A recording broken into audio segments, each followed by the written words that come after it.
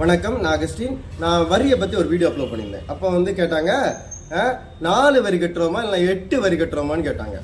இல்லை 2 வரி கட்டுறோம். நம்ம 2 வரி தான் கட்டுறோம். ஒன்று டைரக்ட் டேக்ஸ், இன்னொன்று இன்டைரக்ட் டேக்ஸ். இதை பற்றி நான் எப்படி தெரிஞ்சுக்கிட்டேன்னா, நான் ஏற்கனவே ஆட்டோ ஓட்ட போயிருந்தேன். உங்களுக்கு தெரியும், நான் ஆட்டோ ஓட்டிகிட்டு இருந்தேன்.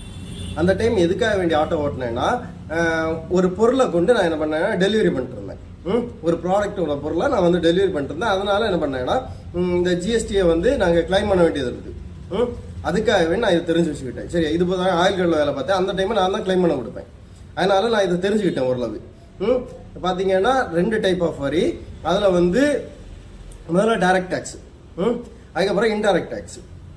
ஃபர்ஸ்ட் டைரக்ட் டேக்ஸை பற்றி பேசிடுறேன்.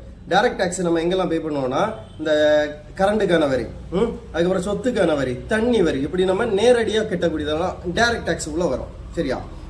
இன்டைரக்ட் டேக்ஸ் மறைமுகமாக கட்டக்கூடியது, இதுதான் ஜிஎஸ்டிக்குள்ள வரும். பார்த்தீங்கன்னா கலால் வரி, கூடுதல் கலால் வரி, சாலை வரி, வாட் வரி, சுங்க கட்டண வரி, இது எல்லாமே எதுக்குள்ள தான் வரும்னா ஜிஎஸ்டிக்குள்ள தான் வரும். சரியா? இது அவ்வளோ பிரிஞ்சு கிடந்தது. இதை பிஜேபி கவர்மெண்ட் என்ன பண்ணாங்கன்னா, எல்லாத்தையும் ஒன்னாக்கி ஜிஎஸ்டின்னு ஒன்று கொண்டு வந்தாங்க. சரியா? அடுத்ததாக பார்த்தீங்கன்னா, நான் வந்து இதுக்கு ஒரு அரிசியை நான் வந்து எக்ஸாம்பிளாக எடுத்துக்கிறேன். சரியா? பார்த்தீங்கன்னா ஜிஎஸ்டி கட்டுறது யாருன்னு பார்த்தீங்கன்னா கன்சியூமர். சரியா? நம்ம தான் ஜிஎஸ்டி கட்டுறோம். இதை வந்து நான் அரிசியை வச்சு எக்ஸாம்பிளுக்கு எடுத்து நான் சொல்கிறேன். சரியா?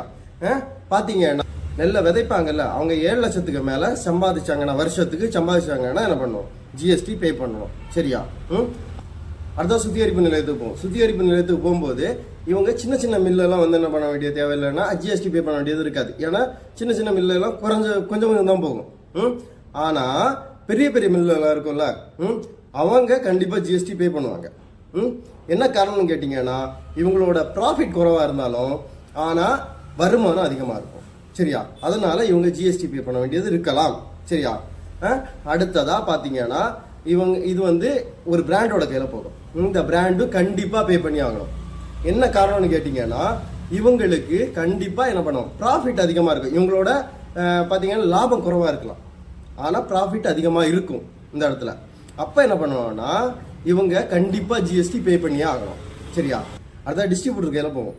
இவங்களும் ஜிஎஸ்டி பே பண்ண வேண்டியது இருக்கலாம். என்ன காரணம்னு கேட்டிங்கன்னா, இவங்களுக்கும் லாபம் குறைவாக இருந்தாலும் ஆனால் வருமானம் அதிகமாக இருக்கும். அப்போ இவங்களும் ஜிஎஸ்டி பே பண்ணி தான் ஆகும். அடுத்ததான் மாவட்டத்தில் இருப்பாங்கல்ல டிஸ்ட்ரிபியூட்டர்ஸ், இவங்க கையில் போகும். சரியா? அந்த பிராண்டோட டிஸ்ட்ரிபியூட்டர்ஸ் எங்கே இருப்பாங்க? மாவட்டத்தில் இருப்பாங்க.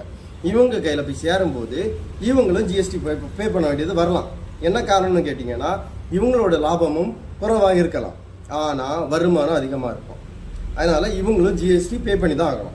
சரி, அடுத்தது ஒவ்வொரு சரௌண்டிங் ஏற்ற மாதிரி என்ன பண்ணியிருப்பாங்கன்னா, அவங்க பிரித்து கொடுத்துருப்பாங்க. இதுக்கு டிஸ்ட்ரிபியூட்டர்ஸ் இருப்பாங்க.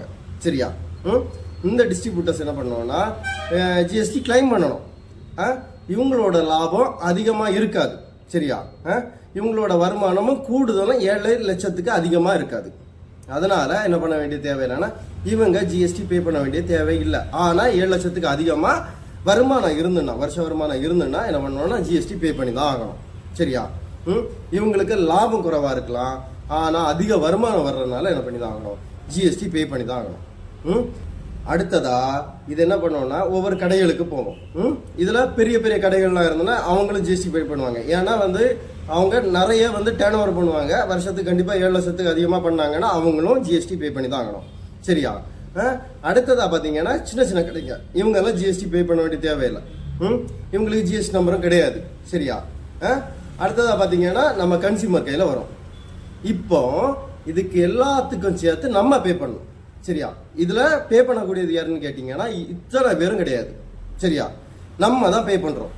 அதாவது நம்ம ஒரு முட்டாய் முதற்கொண்டு விலை உயர்ந்ததாக கருதப்படக்கூடிய தங்கம் வரைக்கும் நம்ம என்ன பண்ணுறோம்? ஜிஎஸ்டி பே பண்ணுறோம். சரியா? அதை பே பண்ணக்கூடியது யாருன்னா கன்சியூமர். நம்ம தான் இதை நம்ம பே பண்ணுறோம்.